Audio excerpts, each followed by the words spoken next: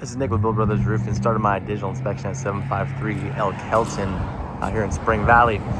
Working my way up to an architectural asphalt shingle roof. There are two layers on this roof.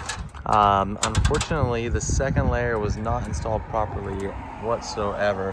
So you can see how easily I can lift this up, and right underneath this second layer of shingle is the original shingle that's on this roof. They did not even bother to install underlayment underneath this particular layer to waterproof properly. So that will not stay waterproof for very long whatsoever. The staggering on this particular install is not correct either. Typically what you'll see is once you have one seam on a shingle about 6 inches down this way, you'll have another seam, and then 6 inches down this way, you'll have another seam. And you'll notice that we don't have a seam until we get to the very end over there. You'll also see that the overlapping is not correct. You can see that there's not enough overlap on the shingle. So what that's called is shingle stretching. Essentially what whoever put this roof on did is they didn't use enough product. You'll notice that the ridge caps are not actual ridge caps. Instead, they are just older shingles from probably another roof job that won't stay waterproof for long either. We've got some new flashings, new penetrations that were installed, and all they did was just smear a bunch of mastic over it. So that's not going to stay waterproof for very long either. Here we go. We have more repairs on this section.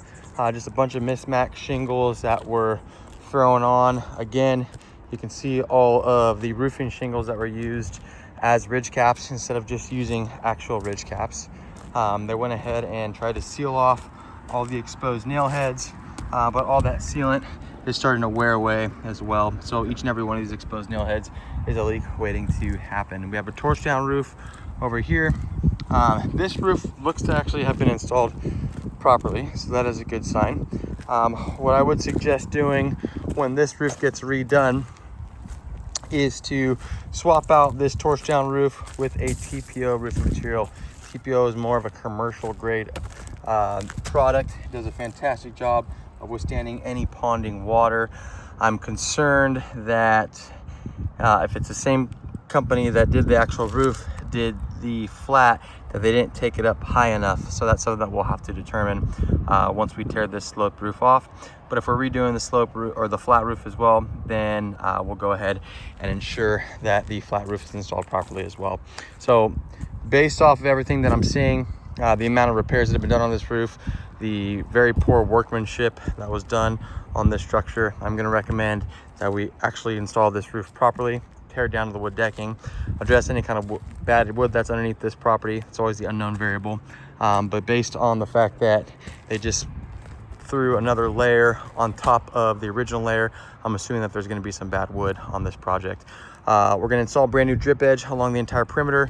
We'll install a new synthetic underlayment underneath the new roofing shingle that's going to be installed, and that'll come with a 50-year warranty. So that's part of the Owens Corning roofing system. It'll come with a 50-year manufacturer warranty to go along with a lifetime workmanship warranty from us. We'll go ahead and reseal and reflash all these penetrations properly to ensure that they are waterproof. We have a couple whirlybirds that are on this roof. We're going to be swapping those out for O'Hagan exhaust vents. O'Hagan vents are flat, low-profile exhaust vents, just like your neighbors have. We're going to increase the airflow on this roof. Again, you can see there is no overlap on the majority of these shingles. Looks like we have a smaller skylight. It's broken. So I'm not sure if that's still being used. We can either cover that up. It's a pretty small hole, so we can either replace it with a solar tube or go ahead and cut in a new skylight, depending on what the homeowner is looking to do. But once all that's said and done, we'll go ahead and add the new layer of architectural shingle to this roof, and the new homeowner will have a roof that they no longer have to deal with for the next 35 years or so. That's it for my inspection.